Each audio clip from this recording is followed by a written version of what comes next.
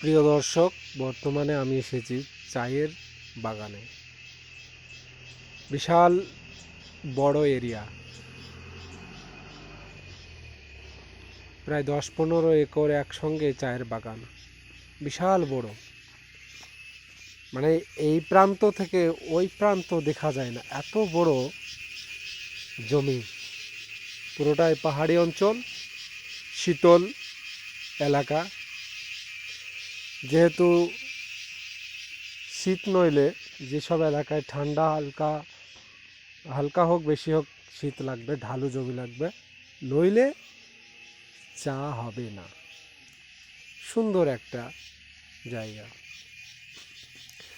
আমি যেহেতু বর্তমানে কেরালা মুনারে আছি, আমাদের ভাইপো আছে সঙ্গে, ক্যামেরাম্যান, দর্শকবৃন্দ দেখতেই পাচ্ছেন।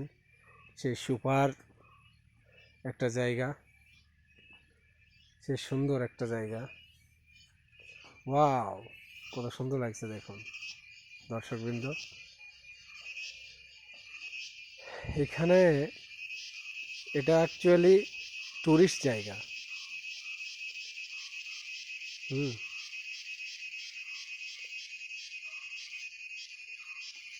আপনার আমার সবারই প্রিয় একটা জায়গা। সত্যি ভাবা যায়।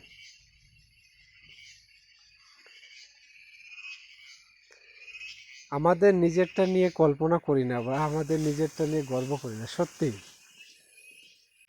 এরাও এদেরটা নিয়ে গর্ব করে না। এরা বলছে যে তোদের জায়গাটা খুব সুন্দর, তোদের ওই এরিয়া হেবি সুন্দর লাগে। কিন্তু সত্যি আমাদেরকে হেবি সুন্দর লাগে এই জায়গা, যেহেতু আমরা এখানে কখনোই দেখিনি বা কল্পনাও করতে পারি না।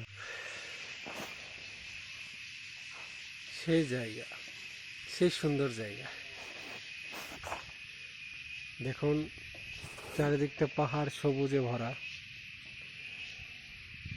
যেহেতু এটা পাথরের দেশ, পাহাড় মানেই পাথর, শুধু পাহাড়।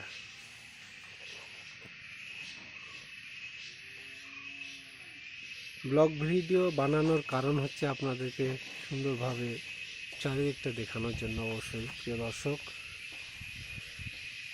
এখানে দেখছি কিছু দর্শকবৃন্দ, এখানে সবজি দেখছি। কি ব্যাপার?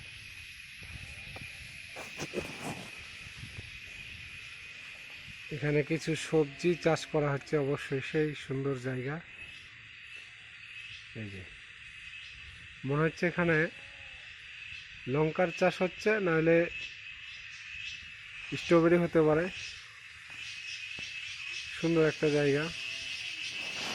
আর গাছের উচ্চতা দেখছেন, এক একটা গাছ 80 প্রায় 70 ফুট লম্বা।